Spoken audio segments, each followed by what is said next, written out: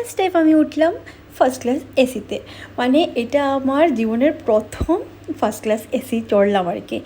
আমি second class AC বললো, third তো প্রথম একদম স্টার্টিংয়ে চলেছি। আর সেকেন্ড ক্লাস আমরা সবসময় চড়ি, ফ্লাইট তো চড়তেই থাকি। আর সেকেন্ড ক্লাস এসি আমরা প্রেফার করি, কারণ আমাদের শিলচর থেকে গুয়াহাটিতে ফার্স্ট ক্লাস এসি তো আমি পাই না আর কি, কোনো দিনই পাইনি।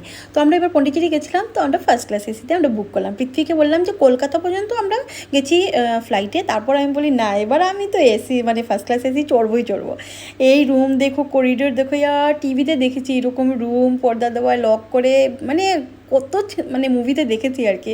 আমি মানে এত এক্সাইটেড ছিলাম, আমি আর মিহি, মানে কী করবো, আমরা ভিডিও বানাবো, কত যে রিলস বানিয়েছি। সত্যি কথা বলি কি, করিডোরটাই সব থেকে মানে বেস্ট। আর প্লাস হলো কি সিকিওর আর কি, তুমি দরজাটা মানে লক করে রাখো, দরজাটা মানে কেউ আসবে না, লক করো, পুরো লক করা, যেরকম ঘরে যেরকম লক করে রাখি এরকম লক করা।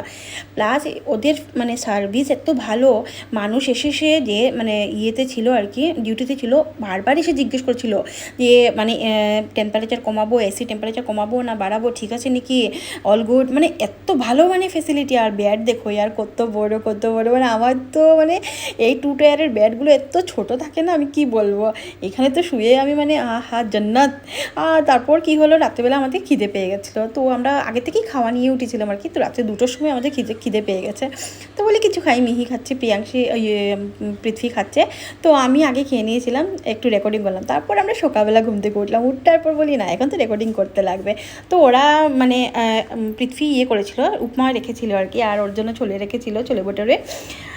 ট্রেনের উপমা এত টেস্টি, আমি মানে ঘরের উপমাও এরকম টেস্টি হয় না সত্যিতে, ট্রেনের উপমা এত টেস্টি। আর আমি তো মানে বলি বাপরে বাবা, আমি বাঁচিয়ে রেখেছি দুপুরবেলা খাওয়ার জন্য।